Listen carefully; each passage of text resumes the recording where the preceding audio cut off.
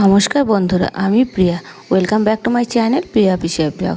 তোমরা সবাই কেমন আছো? আশা করি ভালো আছো, আমিও ভালো আছি। আজকে আবার একটা নতুন রেসিপি নিয়ে এসেছি, একদম নতুন স্বাদের বেঙ্গলি রেসিপি। আজকে রেসিপিটা হলো চিংড়ি মাছ দিয়ে চাল পটল। আমি এই রেসিপিটা তোমাদের সঙ্গে শেয়ার করব, তার জন্য সঙ্গে থাকবে, পুরো ভিডিওটা দেখতে থাকবে, একদম স্কিপ করবে না। আমি কীভাবে এই চাল পটল করছি সেটাই তোমরা দেখতে থাকবে। এটা নিরামিষও করা যায়, আমিষও করা যায়। আমি নিরামিষ দিনে নিরামিষ চাল পটল করবে, চিংড়ি মাছ ছাড়া আমি চিংড়ি মাছ দিয়ে কীভাবে করতে হবে সেটাই তোমাদের সঙ্গে শেয়ার করব। তাই সঙ্গে থাকো, ভিডিওটা পুরো দেখতে থাকো। চাল পটল করার জন্য আমি প্রথমে পটলগুলো নিয়ে নিয়েছি, ভালো করে কেটে ডুমো ডুমো করে নিয়েছি। আর নিয়েছি আলুগুলো দেখো এক সাইজে ডুমো ডুমো করে নিয়েছি। আর নিয়েছি দুটো টমেটো, একটা পেঁয়াজের অর্ধেক, আর নিয়েছি হাফ বাটি মতো চাল। মেজারমেন্টটা ঠিক রাখলে চাল পটল করতে কোনো অসুবিধাই হয় না। আর নিয়েছি চিংড়ি মাছগুলো ভালো করে ধুয়ে নুন হলুদ মাখিয়ে রেখে দিয়েছি। তাই চলো শুরু করি চিংড়ি মাছ দিয়ে চাল পটল। কড়াইটা বসিয়েছি, একটু গরম হতেই তেল দিয়ে দিলাম। তেলটা পরিমাণটা একটু বেশি দিচ্ছি। প্রথমে চিংড়ি মাছগুলো ভেজে নেব। চিংড়ি মাছ ভাজতে বেশি সময় লাগে না। চিংড়ি মাছটা দিয়ে এপিট ওপিট করে নাড়িয়ে নিলে চিংড়ি মাছ ভাজা হয়ে যায়। দেখো আমি এইভাবে এপিট ওপিট করে নাড়িয়ে নেব, চিংড়ি মাছগুলো তুলে ফেলবো। চিংড়ি মাছ ভাজতে বেশি সময় লাগে না, আর এই চাল পটল করতে এটাও বেশি সময় লাগে না। খুব সহজ পদ্ধতিতে এই রান্নাটা করা যায়। এবার সেই তেলের মধ্যে আলুগুলো প্রথমে দিয়ে দিচ্ছি। আলুগুলোতে একটু সামান্য পরিমাণ নুন দেবো, ভালো করে ভাজা ভাজা হওয়ার জন্য, সিদ্ধও হবে, ভাজাটাও হয়ে যাবে। অল্প পরিমাণ নুন দিয়ে একটু নাড়িয়ে নিচ্ছি আলুর সাথে গায়ে লেগে যাওয়ার জন্য। দিয়ে এবার ঢাকা দিয়ে রেখে দেবো কিছুক্ষণের জন্য, ভাজা ভাজা সিদ্ধ হওয়ার জন্য। দেখো আমার আলু কিন্তু ভাজা ভাজা প্রায় হয়ে গেছে। এইবার নাড়িয়ে চাড়িয়ে নিয়ে আলুগুলো তুলে ফেলবো। এবার কিছু পরিমাণ তেল দিয়ে ওর মধ্যে পটলগুলো ভেজে নেবো। তাই চলো প্রথমে আলুগুলো তুলে নিচ্ছি। আলুগুলো 80% মতন ভাজা হয়ে গেছে, বাকিটা রান্নায় কমপ্লিট হয়ে যাবে। আলুগুলো তুলে নিয়ে তেল যে আছে ওর মধ্যে পটলগুলো দিয়ে দিচ্ছি। পটলগুলো একটু ভাজা ভাজা করতে লাগে, নরম হতে লাগবে, নাহলে ভাল লাগবে না খেতে। পটলগুলো ভাজা করার জন্য আমি ছোটো চামচে হাফ চামচ মতন নুন দিয়ে দিলাম। এবার এগুলো একটু ভালো করে নাড়িয়ে চাড়িয়ে নিয়ে ঢাকা দিয়ে রেখে দেবো। ঢাকা দিয়ে রেখে দিলে খুব তাড়াতাড়ি ভাজা ভাজা হয়ে যায়। তোমরা দেখো পটলও কিন্তু আমার একদমই ভাজা ভাজা হয়ে গেছে। এবার এগুলো তুলে নিচ্ছি এক এক করে। এইগুলো করে নিয়ে এবার সামান্য পরিমাণ তেল অ্যাড করবো কড়াইতে, যেহেতু তেল একদমই নেই। পটল ভাজতে গেলে তেলের পরিমাণটা একদমই শুকিয়ে যায়। এর মধ্যে তেল দিয়ে আমি রান্নাটা করছি। তাই কীভাবে করছি দেখো, প্রথমে দিয়েছি দারচিনি, এলাচ আর দুটো লবঙ্গ, আর দেবো একটা তেজপাতা, ব্যাস, আর কিছু লাগবে না এখানে। এবার যে পেঁয়াজটা হাফ পেঁয়াজ কেটে রেখেছিলাম সেটা কুচিয়ে নিয়েছি, সেটাই দিয়ে দিলাম প্রথমে। পেঁয়াজগুলো একটু ভালো করে নাড়িয়ে চাড়িয়ে নিয়ে ঢাকা দেবো ভাজা ভাজা হওয়ার জন্য। পেঁয়াজটা বেশি পোড়া পোড়া যাতে না হয় সে দেখতে হবে, খেয়াল রাখতে হবে। একটু ব্রাউন কালার হলেই আমি বাকি জিনিস দিয়ে দেবো। দেখো তোমরা পেঁয়াজটা কিন্তু হালকা ভাজা ভাজা হয়ে গেছে।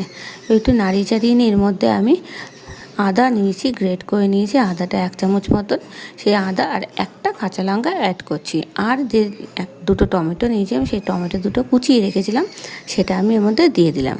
এবার পেঁয়াজের সঙ্গে ভালো করে মাখিয়ে নিয়ে সামান্য পরিমাণ নুন দিচ্ছি, তাহলে টমেটোটা তাড়াতাড়ি সিদ্ধ হয়ে যাবে। আর আদার যে কাঁচা ভাবটা আছে সেই গন্ধটাও দূর হয়ে যাবে। রান্নাটা কষাতে হবে। আমি ভালো করে নাড়িয়ে নিয়ে এটা ঢাকা দিয়ে রেখে দেবো টমেটোটা সিদ্ধ হওয়ার জন্য। ঢাকনাটা খুলে নিয়েছি, তোমরা দেখো কত সুন্দর টমেটো সিদ্ধ হয়ে গেছে। বাকি আদা পেঁয়াজও একদম ভাজা ভাজা হয়ে গেছে। তাই চলো এক এক করে মশলাগুলো অ্যাড করছি। একটু ভালো করে প্রথমে নাড়িয়ে নিলাম। এবার মশলাগুলো অ্যাড করব। প্রথমে দিচ্ছি হাফ চামচ মতন জিরে গুঁড়ো দিলাম। এখানে মশলার পরিমাণটা খুব কমই দেবো, হাফেরও কম। লঙ্কার গুঁড়ো হাফ চামচ মতন, হলুদ গুঁড়ো, লঙ্কার নুন আর 1 চামচ মতন চিনি। আর এর মধ্যে আমি ধনে গুঁড়ো অ্যাড করেছি হাফ চামচ মতন। তাই চলো এবার একটু সামান্য পরিমাণ জল দিয়ে মশলাগুলো ভালো করে কষিয়ে নেব। মশলা ততক্ষণ পর্যন্ত কষাতে হবে যতক্ষণ না মশলার থেকে তেল বেরিয়ে আসে, নাহলে কিন্তু মশলার কাঁচা গন্ধটা রান্নার স্বাদ নষ্ট করে দিতে পারে। ভালো করে নাড়িয়ে চাড়িয়ে নিয়ে আমি কিছুক্ষণের জন্য ঢাকা দিয়ে রেখে দেবো, তাহলে খুব তাড়াতাড়ি মশলাগুলো ভাজা ভাজা হবে, তেল বেরিয়ে আসবে। তাই চলো একটু ঢাকা দিয়ে রেখে দিচ্ছি কিছুক্ষণ। এবার দেখতেই পাচ্ছ কত সুন্দর কালার এসে, চারিদিক দিয়ে যে তেল বেরিয়ে এসছে, এতে বোঝা যায় যে মশলা কিন্তু আমার অলমোস্ট রেডি, ভাজা ভাজা হয়ে গেছে। এইবার চলো আমি মশলাটা ভালো করে নাড়িয়ে নিয়ে যে আলু পটলটা আছে সেটা দিয়ে দিলাম। আলু পটলগুলো ভালো করে মশলার সাথে কষিয়ে নিতে হবে। তার কারণ হচ্ছে মশলার মধ্যে নুন ঝাল মিষ্টি সমানভাবেই দেওয়া আছে, আর সেটা যাতে আলু পটলের মধ্যে সমানভাবে ঢুকে যায়, তাই মশলাটা ভালো করে কষিয়ে নিতে হবে। আর এর মধ্যে আমি চালটাও অ্যাড করে নিয়েছি। এখানে কিন্তু হাফ বাটি মতন চাল অ্যাড করেছি আমি। ভালো করে মশলার সাথে কষাতে হবে চাল আলু পটল, তাই নুন ঝাল মিষ্টি সমানভাবে চলে যাবে। এবার একটু ভালো করে নাড়িয়ে চাড়িয়ে নিয়ে আমি যেই বাটিতে চাল নিয়েছি সেই বাটিতে জল অ্যাড করব। আমি যে মধ্যে প্রথমে বলেছি আমি কিন্তু হাফ বাটি জল নিয়েছি, তা এই চাল নিয়েছি সেই কারণে 1 বাটি জল নিলাম। এইবার ভালো করে জলটা দিয়ে, আর এর মধ্যে কোনো জল অ্যাড করব না, দিয়ে ভালো করে মশলার সাথে কষিয়ে নিয়ে নাড়িয়ে চাড়িয়ে ঢাকা দিয়ে রেখে দেবো সিদ্ধ হওয়ার জন্য। একটু সিদ্ধ হওয়ার জন্য ওয়েট করতে হবে। আমি খুব ভালো করে এটা মিক্সড করে নিলাম। এবার চলো ঢাকা দিয়ে রেখে দিচ্ছি, সিদ্ধ হতে দেব। এই সময়টা আমি চিংড়ি মাছগুলো এখানে অ্যাড করে দিচ্ছি। একবারে সব চিংড়ি মাছ দিয়ে ভালো করে নাড়িয়ে ঢাকা দিয়ে রেখে দিচ্ছি। চালটা যতক্ষণ না সিদ্ধ হয়, বাকি যদি আলু পটল সিদ্ধ হয় বাকি থাকে সেটাও হয়ে যাবে। চলো তাহলে ঢাকা দিয়ে রেখে দিলাম জাস্ট কিছুক্ষণ। ঢাকনাটা সরিয়ে দিচ্ছি। রান্না কিন্তু আমার একদম কমপ্লিট। তোমরা দেখো কত সুন্দর চিংড়ি মাছ দিয়ে চাল পটল হয়েছে। এবার তোমরা যদি মনে করো এটা আরেকটু শুকাতে পারো।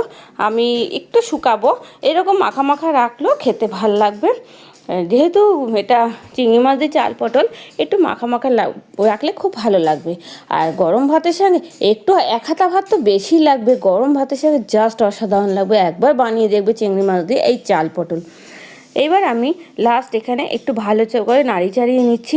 এখানে লাস্ট আমি অ্যাড করবো শাহি গরম মশলা। এর মধ্যে একটু চেক করে নিচ্ছি নুন মিষ্টিটা ঠিক আছে কি না। হ্যাঁ, সামান্য পরিমাণ চিনি আমাকে অ্যাড করতে হচ্ছে, চিনির পরিমাণটা কম ছিল। চিনিটা অ্যাড করে দিয়ে ভালো করে একটু মিশিয়ে নেওয়া যাতে চিনিটা গলে যায়।